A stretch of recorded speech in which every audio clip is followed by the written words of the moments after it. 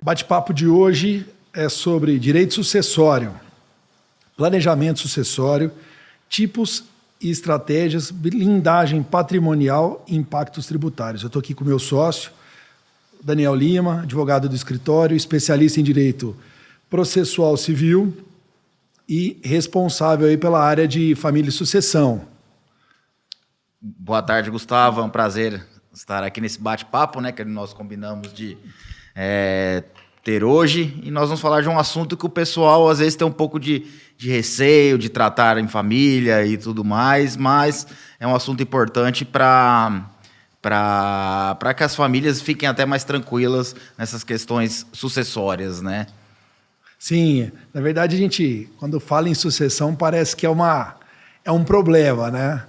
Ou alguém morreu, ou alguém separou, ou existe alguma situação aí especial que precisa ser abordada. Exatamente. Até porque o pessoal tem um pouco de receio de estar tratando do falecimento de alguém, né? Então, exatamente. Às vezes planejando o falecimento de alguém, quando na verdade não é isso, né? Nós temos aqui várias estruturas, né, e várias ferramentas para, na verdade, evitar brigas judiciais posteriores ao falecimento de determinado membro da família, né? Então, assim, são ferramentas que às vezes as pessoas têm um pouco de receio de tratar, né, sobre o assunto, mas é importante para que, na verdade, se evite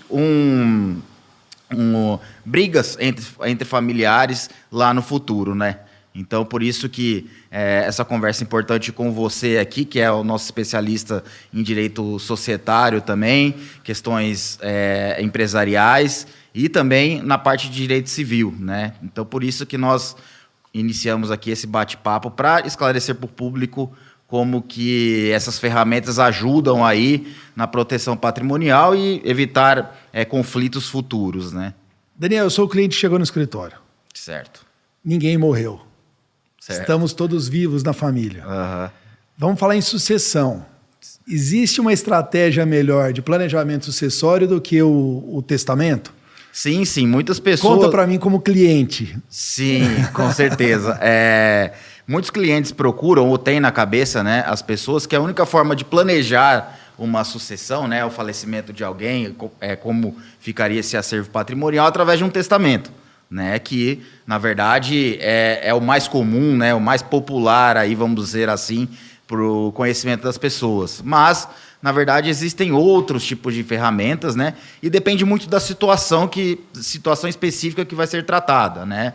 Tem diversas ferramentas que se encaixam para determinadas situações. Por exemplo, nós até estávamos conversando aqui anteriormente, né, que a possibilidade, por exemplo, hoje famílias têm, com algum membro que possui necessidades especiais, tem a possibilidade de fazer, e são preocupados, né, com o futuro dessa pessoa que possui algum tipo de necessidade especial, ficam preocupados com o futuro, né? Como é que essa pessoa, com o meu falecimento, como é que o meu filho vai conseguir gerir, né? Como é que vai se manter, e a possibilidade de criar um fundo, né, com determinados bens e destinando esses bens, né, os frutos desses bens, especificamente para o futuro dessa pessoa. Então, tudo que esses determinados bens do fundo gerar, eles são destinados para essa pessoa com necessidades especiais. Então, assim, é uma forma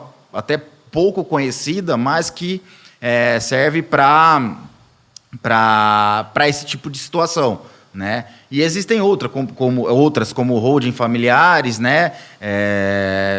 Você faz o próprio testamento, uma doação com usufruto, depende muito da situação, né, específica. Inclusive, você mesmo fez recentemente, que até foi postado aí no Instagram do nosso escritório, fez um planejamento sucessório no exterior, né, que é uma questão até tributária, né, que envolve uma questão tributária que pode ser favorável dependendo da situação e da situação fática que o cliente nos traz, né? Então, fale um pouco dessa sucessão, desse planejamento sucessório, que acho que levou bastante tempo, né, para terminar. Levou. Foi um case aí de sucesso.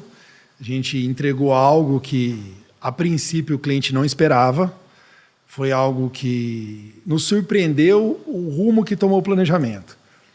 E sempre que a gente vai falar em planejamento tributário, direito societário, estruturação de governança, a gente tem que olhar de dentro para fora do negócio do nosso cliente e a necessidade que ele tem. Sim. Seja para suprir eventual necessidade de um ente querido que tem dificuldades, tem uma condição especial, seja para resguardar aquele sucessor, aquele filho que ainda não tem uma maturidade para passar por um processo sucessório e assumir alguma posição de direção dentro do grupo familiar. Isso são os motivos particulares familiares de cada um. Mas aí, em paralelo, vem o desespero. Uhum. Quanto vou pagar de imposto? Exato. E o momento do Brasil hoje, eu acho que o planejar é uma coisa, mas resolver um problema, antecipar um problema futuro é extremamente necessário nesse momento que a gente vive. Uhum. Embora seja difícil planejar, porque a gente está no redemoinho da aprovação de uma reforma tributária ainda não regulamentada e infelizmente, mais uma vez, feita de maneira desestruturada. O arcabouço legislativo tributário brasileiro é terrível, é horroroso, é difícil até para nós que temos formação e somos especialistas em direito tributário e manejamos isso no dia a dia. E a dificuldade de planejar porque eu tenho as conhecidas holding familiares, né, que não é o nome técnico correto, porque geralmente uma estrutura bem feita não é através de uma holding, mas sim de uma estrutura multissocietária. E a gente tem que colocar cada ovo numa cestinha separada, até para o risco de contaminação de uma atividade operacional, de uma atividade patrimonial e de uma atividade de uma liquidez que a família eventualmente tenha. Então é bom separar cada uma num cesto. E esse caso foi justamente isso. A família tem uma atividade comercial e industrial muito pujante, só que para manter isso ela tem empregado, ela tem risco ambiental e ela tem uma conta ainda não existente. Tem um passivo existente e tem um passivo oculto que a gente não consegue prever. E da mesma forma tem um patrimônio que é significativo e alguns desses ativos patrimoniais estão linkados com a atividade comercial e industrial dela, e por um outro lado ela tem uma liquidez, que depois do Bacen-Jude, Cisba-Jude e todos os Judes possível, penhor e sniper, passa a ter uma exposição muito grande dentro do Brasil. Então, às vezes, a melhor proteção, e muitas vezes esse planejamento não é para frustrar o pagamento de um crédito, não é para dar o calote em ninguém, é para proteger realmente o patrimônio dessa pessoa. Ele tem que estar um pouco longe desse risco, Brasil, desse risco tributário, desse risco trabalhista, desse risco ambiental. Então, nesse caso, o diagnóstico que a gente teve foi usar a estrutura internacional, constituir uma offshore e, no final das contas, começou por uma blindagem patrimonial, deixar a liquidez longe da atividade de risco. E depois a gente foi descobrindo, junto com a família, e é lógico que a gente já sabia dessas vantagens, mas a gente foi descobrindo junto com a família, fomos mostrando para a família que essa estrutura parava de pé, porque além de proteger a liquidez, ela trazia um hedge cambial muito efetivo, porque a atividade dele industrial é dependente de dólar, ele compra insumos no exterior, ele precisa ter um hedge, ele tem contratos de compra redeados em dólar, que necessitam de um hedge em dólar, porque tem esse risco cambial muito forte da variação cambial. E também, por um outro lado, você consegue minimizar o impacto do TCMD. Porque hoje a empresa estrutura fora do Brasil, e embora tenha algumas leis estaduais que ainda prevê que essa estrutura tem que ser tributada, ou no ITCMD no estado de São Paulo, ou ITCD na grande maioria dos outros estados do Brasil, como é chamado esse imposto, esse famigerado imposto, essa estrutura internacional não pode ter cobrança. O STF já julgou e já decidiu sobre isso. Então, o que não está dentro do território nacional não pode ser tributado. É lógico que aí surgem outros desafios de entender a legislação tributária desses países em que estão as estruturas para ver qual a incidência tributária lá. Porque eu estou deixando de pagar 8% na maioria dos estados brasileiros e 4% de imposto de sucessão no estado de São Paulo, mas e quanto eu tenho que pagar lá? Exato. E essa sucessão foi bacana porque a gente conseguiu demonstrar para o cliente uma estrutura eficiente, uma estrutura sem custo sucessório, e é uma estrutura que está em 2 países, ela existe, até a gente buscou isso para dar uma segurança jurídica. A liquidez está num país e a empresa, a holding que tem essa liquidez está em outro país. E isso foi outro desafio, né, para evitar o custo sucessório e também para buscar a segurança jurídica. E me diz uma coisa, Gustavo, vocês fizeram todo esse estudo, o escritório fez o estudo tributário para verificar o que pagaria aqui e o que seria vantajoso para mandar, entre aspas, para fora, analisando a questão do imposto que seria pago lá e aqui? Sim, na verdade esse trabalho começou com uma empresa de auditoria, né? A empresa já auditava a família e trouxe esse case, e já é uma empresa parceira nossa, uma aliada nossa. E aí, tudo que as pessoas consomem hoje na internet, né? A gente consome a internet e a internet nos vende uma imagem. Então hoje a pessoa tem uma imagem que preciso fazer a minha holding para fazer a minha sucessão e não pagar tanto imposto. Então o cliente já chega no escritório com esse paradigma. Então você tem que muitas vezes apoiar esse paradigma, que é o caminho, sim, e para aquele caso é o correto, mas muitas vezes ele chega com uma dor de cabeça e o remédio não é esse. O remédio que ele está tomando é para outra dor. Então, muitas vezes, a dor do cliente não é resolvida com uma holding, ela tem uma estruturação aí diferente. E dentro desse processo sucessório, existem riscos, como a gente disse, e existem benefícios. E muitas vezes, até dentro do processo sucessório, a gente consegue uma estruturação de um benefício tributário para a atividade dele. Exato. Que ele chega no escritório buscando a sucessão, e além de planejar tributariamente os impostos de sucessão, a gente consegue mudar a tributação da atividade e deixar a atividade dele mais lucrativa.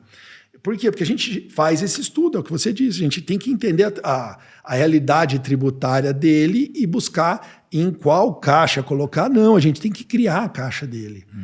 Então, é isso que é importante. E os impactos aí, e isso acontece porque também, às vezes, os planejamentos, tem muita gente que chega no afã, né?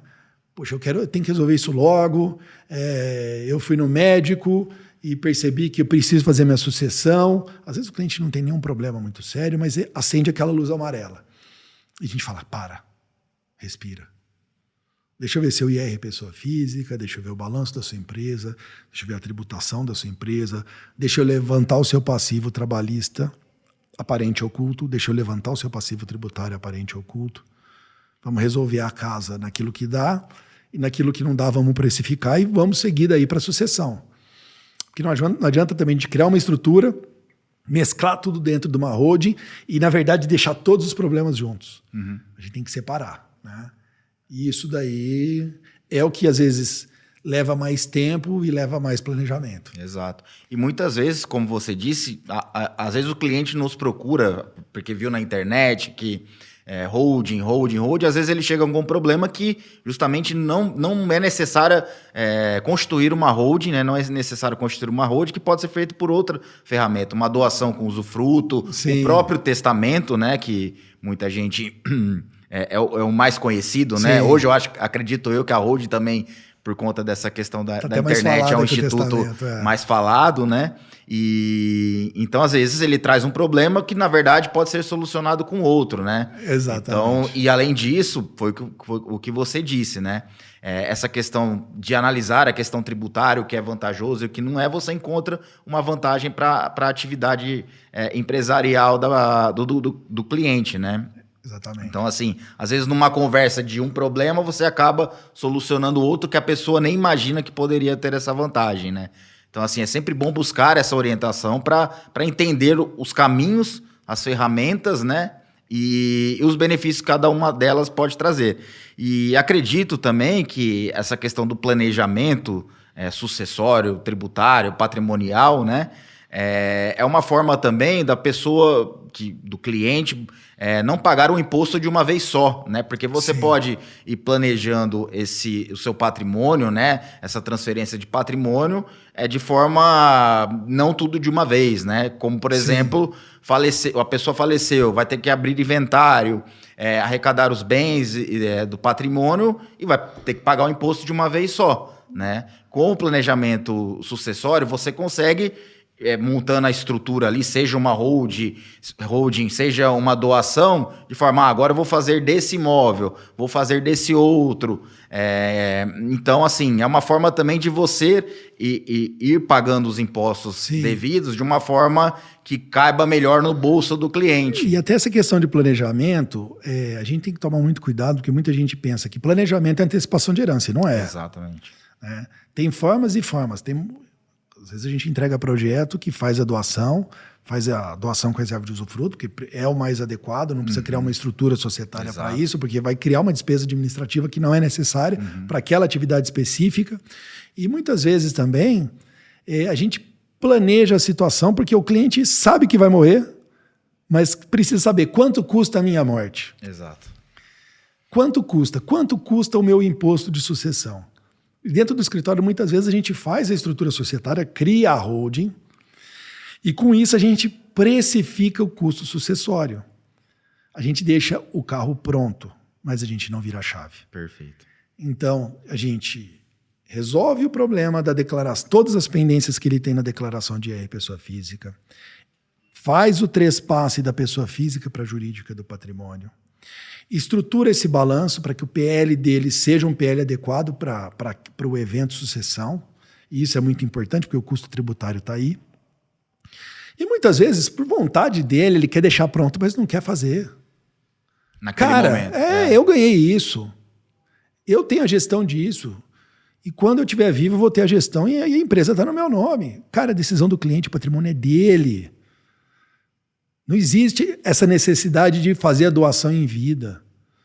E é legal que a gente tem mecanismos para que não seja necessário a venda do ativo para pagamento do imposto de sucessão. Hoje a gente trabalha, a gente planeja a sucessão, abre a estrutura, gera o PL, sabe o tamanho do cheque e vamos criar um mecanismo, vamos buscar no mercado financeiro, no mercado securitário, no mercado de previdência, algo que seja líquido no momento do falecimento. Porque faleceu, você precisa de dinheiro para tocar inventário e você precisa de inventário para fazer a venda dos bens. Geralmente não é barato. E geralmente não é barato. Então a gente consegue até isso hoje fazer. A gente consegue criar toda essa estrutura e falar, cara, o seu cheque é X. Faz uma previdência de X, porque a previdência não tem o pagamento do TCMD e o herdeiro consegue receber o cheque da previdência e pagar os custos de inventário. Deixa pronto. Isso a gente está usando muito, tem alguns seguros para essa finalidade específica, tem algumas previdências para essa finalidade específica, e é muito bacana, e existe isso e muita gente não sabe. Porque quando fala em sucessão, planejamento sucessório, liga a luz amarela, cara, vou ter que passar para o meu filho. Você, em vez de proprietário, você é usufrutuário. E daí? Não precisa fazer isso agora, faz no seu momento. E até nessa questão da empresa familiar, né? Às vezes, quando a pessoa do dono, o parente dono da empresa falece, todo mundo fica com medo, aquela empresa vai ruir, porque ele era a cabeça da empresa, ele que tocava a empresa. E também, né, nisso aí, existem formas de minimizar esse dano, né, com esse falecimento, através de criação de conselhos administrativos dentro da empresa, delimitando ali a função de cada familiar dentro da empresa. Então, assim, muitas vezes existem muitas ferramentas para minimizar aí um dano, entre aspas, sucessório, né, vamos dizer assim. Então, é um tema muito importante que às vezes as pessoas têm um certo receio de tratar, né, porque, quer queira, quer não, trata do evento morte, né, em que pese ser a única certeza que a gente tem. Muitas vezes a gente não gosta de tocar em assuntos que estejam vinculados a ele, né? Posso te fazer uma pergunta agora, e eu acho que tem tudo a ver com essa questão de planejamento, que é da sua área, da área de família. para separar, para fazer uma dissolução matrimonial, é mais fácil quando o patrimônio está estruturado, quando existe uma empresa, quando existe... É possível criar algo para fazer essa dissolução também, para que essa solução seja menos traumática? Sim, sim. E geralmente essa separação é mais traumática muitas vezes do que a própria sucessão, né? Lógico, como eu disse, você tem que analisar caso a caso, né? Mas, sim, é uma forma de você, lá na frente, evitar conflitos. Lógico, tem que verificar qual o regime de casamento, se tem algum pacto antinupcial, mas é uma forma, sim, de estruturar, você consegue fazer essa estruturação para evitar lá na frente um conflito entre os cônjuges, né? Que como nossos ouvintes aí sabem, é muito comum, né? Então, muitas vezes, esse conflito é maior do que uma briga por herança lá na frente, né? Porque envolve outros aspectos além da questão sucessória propriamente dita, né? Então, assim, há ferramentas que ajudam nessa dissolução matrimonial para que não haja uma briga eterna aí pela divisão de bens. Você que está acostumado dos inventários litigiosos, que não existe consenso, que dica que você daria para o cliente que chega no escritório, que dentro de um planejamento sucessório, o que ele poderia para evitar essa disputa, eventual disputa, uma futura disputa entre os seus filhos aí? É o que nós já conversamos, né? É planejar, né? Porque mesmo que você tenha um planejamento anterior, obviamente pode ser e certamente você terá que abrir um inventário para determinados bens que não fizeram parte desse planejamento e tudo mais. Então, assim, quanto mais você planejar essa distribuição anterior aí desses bens, lá na frente o inventário vai ser muito menos litigioso, muito menos trabalhoso, vamos dizer assim, com um custo menor. Então, assim, planejem. A palavra é essa, planejamento. Independente se vai ser por holding, se vai ser por uma doação com usufruto, um próprio testamento, mas quanto mais você planejar, lá na frente os problemas serão menores. Então, é a dica que eu dou para quem está nos ouvindo aí, pensando lá na frente no futuro inventário litigioso. E também acho que dessa conversa fica bem concluindo aí que não existe receita de bolo, né? Não. Nós temos que analisar cada caso é um caso e... Perfeito. E cada caso tem seu desafio, tem seu dissabor e tem suas vantagens também, né? Exatamente. E só para concluir, muita gente pensa que esse planejamento sucessório são para famílias ricas, né? E não necessariamente é para isso. Para pessoas que têm diversos bens, patrimônio milionário, não é para isso. Qualquer pessoa, qualquer família que tenha alguns bens... pode procurar um profissional especializado para fazer esse planejamento. Não necessariamente precisa ter um acervo patrimonial gigante, várias empresas. Não precisa estar na lista da Forbes, né? Não precisa estar na lista da Forbes para procurar esse planejamento. Então, porque muita gente... A palavra holding, por exemplo, já soa diferente, né? Então, muitas pessoas que têm um patrimônio menor acham que não é necessário, que meu patrimônio é pequeno e tal, mas não é bem assim. Você tendo bens, você pode fazer esse planejamento e evitar conflitos futuros. Bacana.